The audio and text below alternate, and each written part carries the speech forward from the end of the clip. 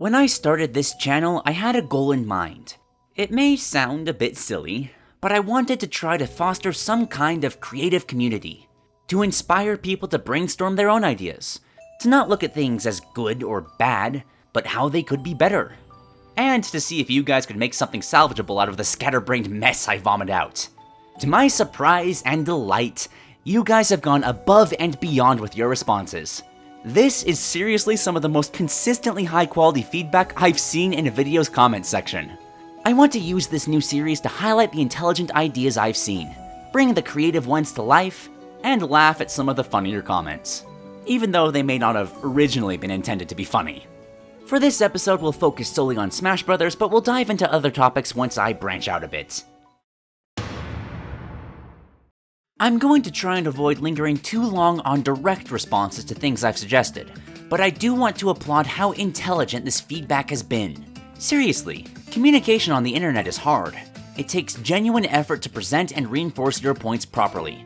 You gotta format your comments, have a varied vocabulary, take a professional approach to the topic, otherwise it reads like a 10-year-old is talking, and that's impossible to take seriously. But these are beautiful, and they will stay pinned to my videos until the end of time. Alright, let's move on to the unique ideas you guys have had.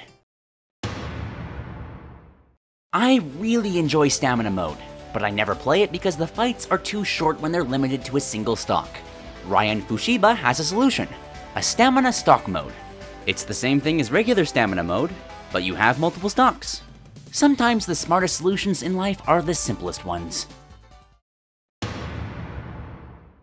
If custom moves come back, and they're still unlockable for some stupid reason, Omega X 5000's quality of life improvements need to come with them. It's simple, a custom move shop. Just buy the custom moves you don't have. This should have been in Smash 4, and it's a crime that it wasn't. So I had the idea of making every character's shield unique. Give them all some kind of unique attribute to set them apart from other characters. I no longer think that this is a good idea, because Jamester 445 one-upped it in every way. What if every character had a 5th special move, a guard special, where you press the shield button and the special button to use some kind of defensive or utility-based move? We could use this to expand everyone's kit in a natural way. It would make sense for every Fire Emblem character to have a counter. The idea was so brilliant that Sakurai himself took it and made it a part of the Inkling's moveset. Speed Champ, this is absolutely brilliant! Some people don't like having to unlock characters, which, while I don't agree with, I can understand. You want all your options available. I can respect that. But unlockable costumes? That is perfect! It gives a tempting, meaningful reward that's purely cosmetic, so those who don't care won't be missing out. Which means it's okay to lock them behind difficult objectives. Imagine beating Classic on 9.0 with Bowser and unlocking a Dry Bowser skin. Or doing it with Yoshi and unlocking Boshi or something. The completionist in me is frothing at the mouth just thinking about it. In terms of personal preference, this might be my favorite suggestion. Much to my delight, the Fire Emblem support conversation style story mode was very well received, but a few pointed out that the terror in reality angle has been done to death. Which is true, it has. Psycho Josh suggests a more meta approach, having an entity he calls the Baron of Glitches, enacting his plans to destroy all of gaming. This would make for an extremely ridiculous story mode, with every character realizing they're in a game Wreck-It Ralph style, which could lead to all sorts of hilarity.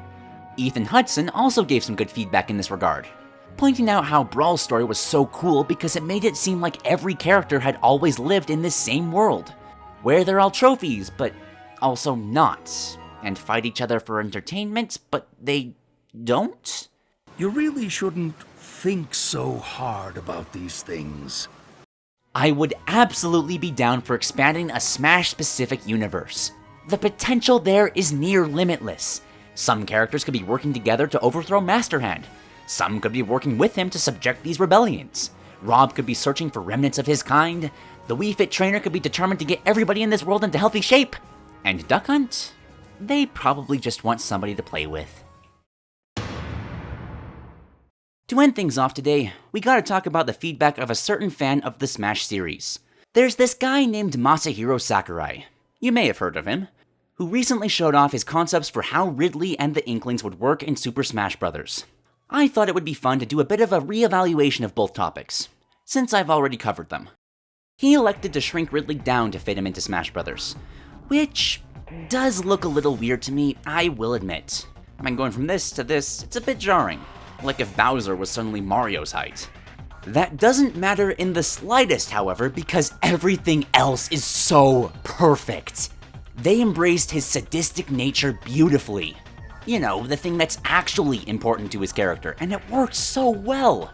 Everything from twirling Mario's hat in the trailer to his subtle smile in his victory animation. I love it. It's everything I ever wanted.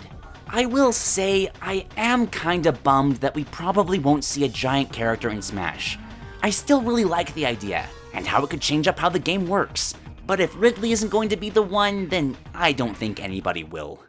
As for the Inklings, they do look fun. I cannot wait to play as them. But I'm not wholly satisfied with how they were implemented from a design perspective. I stand by the notion that stage control should have been the Inkling's gimmick. Claim your territory and use it to enhance your mobility. But here, you are supposed to ink up your opponents. The more ink they have increases the damage you deal to them. Which is an awesome mechanic. I love it. It's amazing in Smash. I don't like it with the Inklings. You're taking away a gimmick that only the Inklings could have had, and replacing it with something that could have worked for a variety of fighters. I'm happy with the rest of the moveset, it's a great interpretation of the character. It's just not quite what I wanted. And that's gonna be the end of this episode.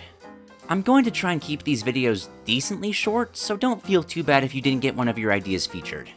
Although if you do want to see an idea of your own in one of these videos, feel free to brainstorm something up and leave it in the comments section below. It doesn't necessarily have to be about Smash Brothers, just any idea you're proud of that could make a game better. I look forward to seeing what you guys come up with. But until then, goodbye.